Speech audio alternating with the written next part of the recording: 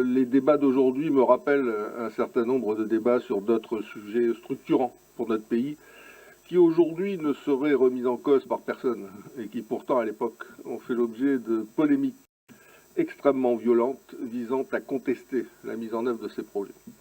Je me souviens de 2004, dans cette enceinte, où la question était que faisons-nous en ce qui concerne notre hôpital? Est-ce que, comme cela avait été engagé, nous le reconstruisons sur place, en l'espèce le CHT Gaston Bourré, ou est-ce que nous engageons la construction d'un outil moderne à Koutiaux, qui est aujourd'hui le Medipôle de Koutiaux? C'est ce débat-là qui a eu lieu dans notre enceinte, et c'est Marie-Noëlle Temmereau qui portait le projet contre beaucoup d'autres à l'époque, et qui aujourd'hui remettrait en cause la réalisation du Medipôle de Koutiaux.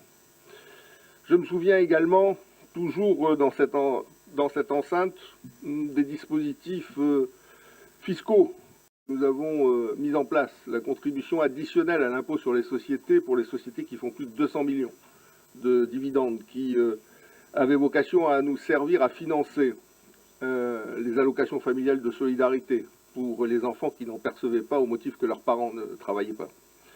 C'est là aussi un débat extrêmement violent qui a eu lieu dans cet hémicycle, puisqu'on nous expliquait que si on créait cette contribution additionnelle, la Nouvelle-Calédonie allait devenir un désert économique. Depuis lors, cette contribution additionnelle a été créée, plusieurs dizaines d'entreprises laissez parler, Monsieur Gomez, s'il vous plaît. y participent, et elles nous permettent non seulement de financer les allocations familiales de solidarité, mais également une part importante du minimum vieillesse et du complément retraite de solidarité qui ont été mis en place.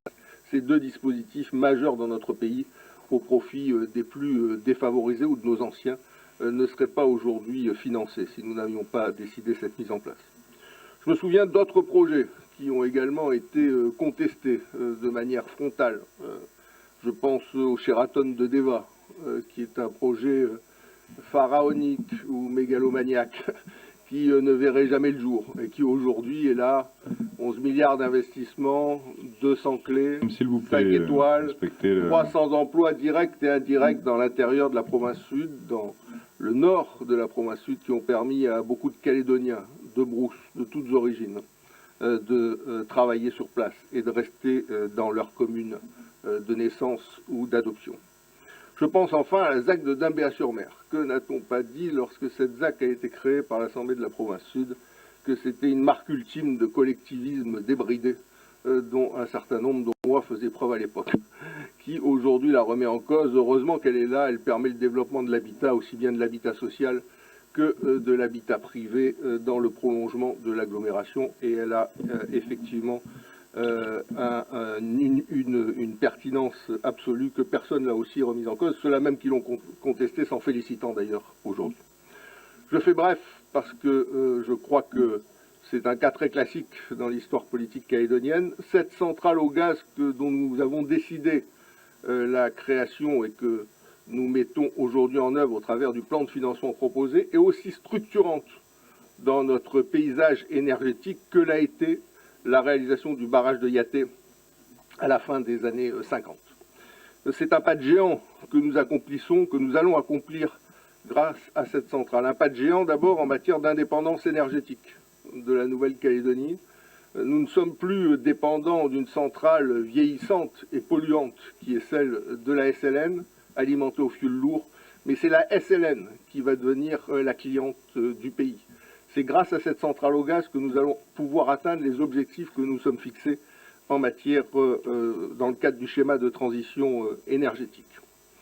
C'est un pas de géant que nous accomplissons également en matière de protection de notre environnement. Cela a été dit, division par 2 des gaz à effet de serre, suppression totale des poussières, disparition des dioxydes de soufre, diminution significative des dioxydes d'azote. C'est un pas de géant que nous accomplissons pour la préservation de la santé des populations des quartiers nord. Et oui, le cas échéant, n'oublions pas que tous les quartiers sous le vent ont subi depuis 50 ans la pollution massive de cette centrale de Doniambo. C'est un pas de géant que nous accomplissons également en ce qui concerne la baisse du prix de l'électricité.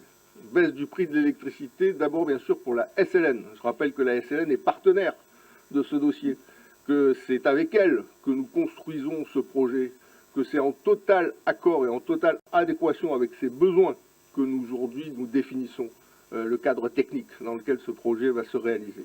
Et oui, ce projet permettra à la SLN de bénéficier d'un prix du kilowattheure nettement plus faible, nous espérons jusqu'à 30% de baisse du prix de ce kilowattheure, qui permettra à l'entreprise de rester compétitive sur un marché international où une industrie low cost se développe et où nous avons intérêt à avancer si nous ne voulons pas mourir. Et puis aussi, nous bénéficierons d'un prix du kilowattheure nettement moins cher pour la distribution publique. Je rappelle aujourd'hui que le mix énergétique calédonien est à 16 francs CFP du kilowattheure et que grâce d'une part à cette centrale au gaz dont on estime le prix de revient du kilowattheure à 11 à 12 francs et d'autre part du développement des énergies renouvelables, notamment du solaire qui affiche maintenant des prix du kilowattheure aux alentours de 9 francs, nous pourrons, à échéance de 5 ans, permettre aux Calédoniens de bénéficier d'un prix de l'électricité nettement moins important que celui qu'ils subissent aujourd'hui. Donc à tous les niveaux, cette centrale électrique est un pas de géant que nous accomplissons pour la modernisation et pour l'avenir de notre pays, à l'instar d'autres investissements structurants qui ont été réalisés au cours des 15 dernières années et dont les Calédoniens bénéficient. Donc à ce titre-là, nous ne pouvons qu'être fiers, heureux, honorés de voter pour aujourd'hui le texte qui nous est présenté. Merci, Monsieur le Président. Je vais donc procéder au vote de l'ensemble du projet de délibération. Qui est pour? Qui est contre? Qui s'abstient? La délibération est adoptée.